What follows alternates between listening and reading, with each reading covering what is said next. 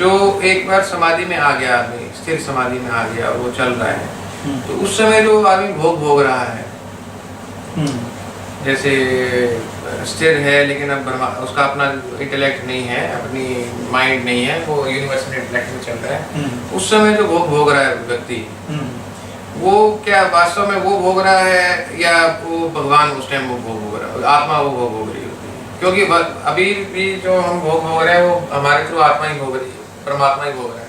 तभी हमें सिस्टम आया कि भगवान ने वो भोगने हमारे निमित्त, हम तो निमित्त मात्र भोग, तो वही भोग रहा है।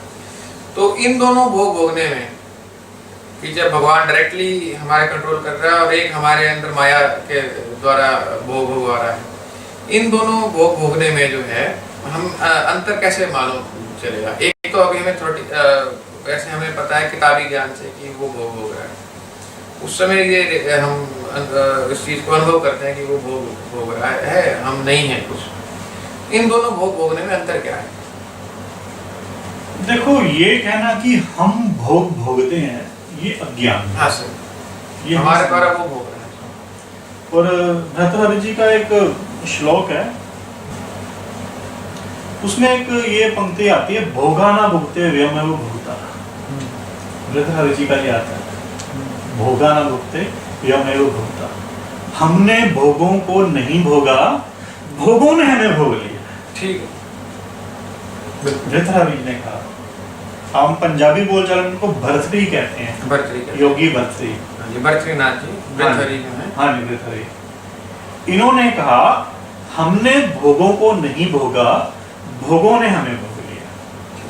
तो हकीकत ये है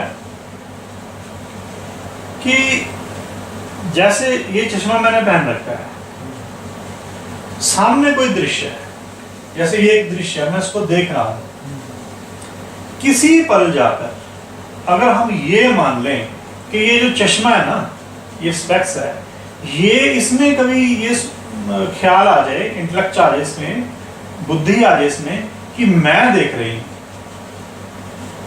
चश्मा सोचने लगे कि मैं देख रही हूं,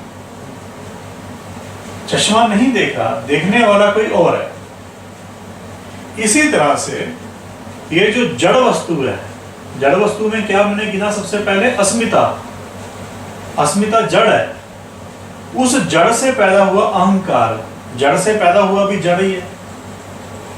अगर आप सीमेंट को, बजरी को, रेता को, पानी को, पांचों चारों ये जड़ है, इनको मिला के अगर कुछ नई चीज बनाओगे वो भी तो जड़ ही होगी। तो अस्मिता जड़ है, जड़ से जो बना अहंकार वो भी जड़, अहंकार से क्या बना? बुद्धि, वो भी जड़, बुद्धि से मन, मन भी जड़, सूक्ष्म शरीर वो भी जड़, सूक्ष्म शरीर से आगे स्थूल शरीर वो भी जड़। जड़ वस्तु किसको भोग रही है? जड़ वस्तु को। अगर मैं कोई चीज खा रहा हूं, मैं अगर मेरा शरीर है, मेरा शरीर जड़ वस्तु है, अगर मैं कोई मीठी चीज खा रहा हूं तो मीठी चीज भी जड़ वस्तु है। एक जड़ वस्तु दूसरे जड़ वस्तु का भोग नहीं कर सकती, इसलिए हम भोग नहीं भोगते। हम भोग नहीं भोगते।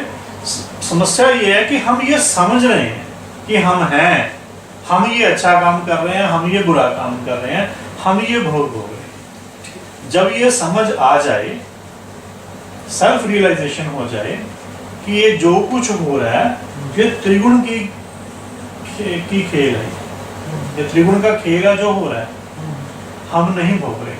त्रिगुण किसने पैदा किया? संख्या तो मानता ही नहीं है कि त्रिगुण पैदा हुआ। जैसे परमात्मा अनादि है, ऐसे वो त्रिगुण को भी अनादि मानता है। हम अद्वैतवादी मानते हैं कि त्रिगुण भी पैदा हुए। त्रिगुण को जिसने पैदा किया वो ही भोग रहा है। त्रिगुण को पैदा किया परमात्मा ने, परब्रह्म ने, वो ही भोग रहा है। हमें ये अज्ञान है कि हम भोग रहे हैं। जैसे मैंने कहा, भर्तृहरि ने कहा कि हमने भोगों को नहीं भोगा, भोगों ने हमें